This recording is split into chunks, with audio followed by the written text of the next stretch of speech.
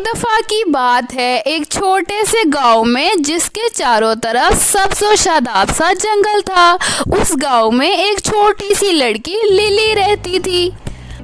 Lily बहुत खूबसूरत थी और बहुत ज़्यादा बहादुर भी थी। लिली हमेशा जादुई दुनिया में जाना चाहती थी और वहाँ जाके परियों से मिलना चाहती थी, लेकिन उसे ये नहीं पता था कि बहुत जल्द वो जादुई दुनिया में जाके परियों से मिल सकेगी।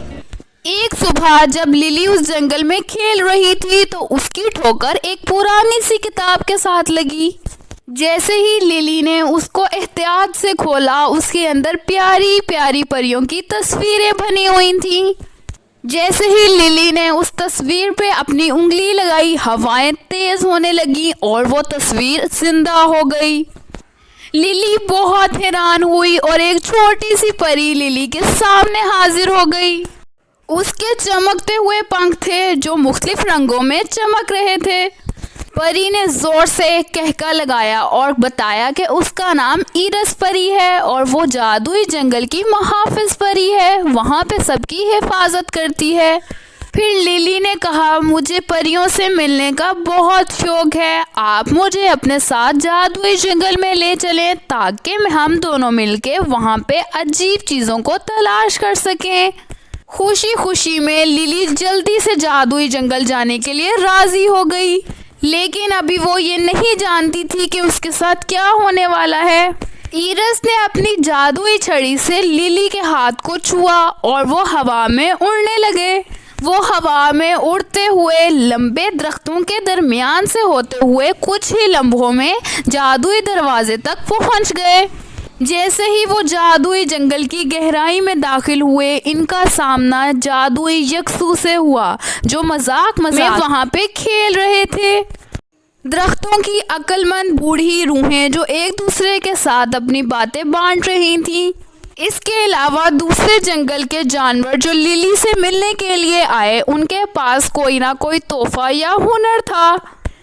एक दिन जब ईरस और लिली जादुई जंगल की सैर कर रही थी तो उन्हें एक खूबसूरत सी नहर नजर आई।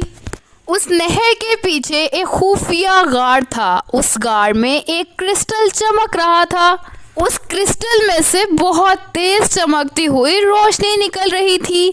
ईरस ने लिली को बताया कि इस क्रिस्टल की मदद से हम सब की ताकतें ज़्यादा हो सकती हैं और जंगल में अमन लाया जा सकता है, लेकिन इस क्रिस्टल को एक मोरगाना नामी शैतानी जादूगरनी ने छुपा कर चोरी कर लिया था। लिली और ईरस परी ने इरादा किया कि वो जादुई शैतानी जादूगरनी से अपना क्रिस्टल वापस लेकर आएंगी और जादुई जंगल को बचा लेंगी। इसीलिए वो गाना जादूगरनी से अपना क्रिस्टल लेने के लिए सफ़र पे निकल गईं। दोनों को रास्ते में बहुत सी मुश्किलात का सामना करना पड़ा, लेकिन दोनों बहुत हिम्मत से वहां तक पहुंच गईं।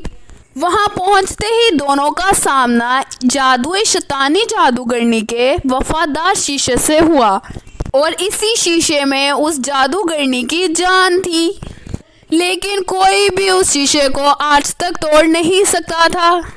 ईरस परी ने बहुत कोशिश की और अपनी सारी जादुई शक्ति को उस शीशे पे आजमाया ताकि उसको तोड़ा जा सके, लेकिन ईरस परी अकेले कुछ भी नहीं कर सकती थी। लिली ने उसका साथ दिया और दोनों की दोस्ती की पावर ने मिलकर उस शीशे को तोड़ दिया। उस शीशे के टूटते ही शैतानी जादूगरनी का सारा स्पेल टूट गया और वो क्रिस्टल दोबारा इनको मिल गया, जिससे जादुई जंगल में और भी खुशहाली आ गई थी और ईरस और लिली और भी अच्छे दोस्त बन गए थे। इनाम के तौर पे लिली को चमकते हुए सुनहरे रंग के पंख दिए गए, जिसे लगा के वो कभी भी जादुई जंगल में आ सकती थी। ये सब लेके लिली बहुत खुश हुई। इस वाक़ये के बाद लिली की पूरी ज़िंदगी बदल गई, क्योंकि इसने सीख लिया था क्योंकि दोस्ती और हिम्मत के जज्बे से वो मुश्किल चीज़ों का सामना भी आसानी से कर सकते हैं। अब लिली और ईरस ने एक साथ नए सफ़र का आगाज़ किया। वो जहाँ पे भी जाते ढेर सारी खुशियाँ फैलाते। इसी के साथ ये कहानी ख़त्म होती है। मिलते हैं नेक्स्ट स्टोरी में, तब तक के लिए अल्लाह हाफ़िज़।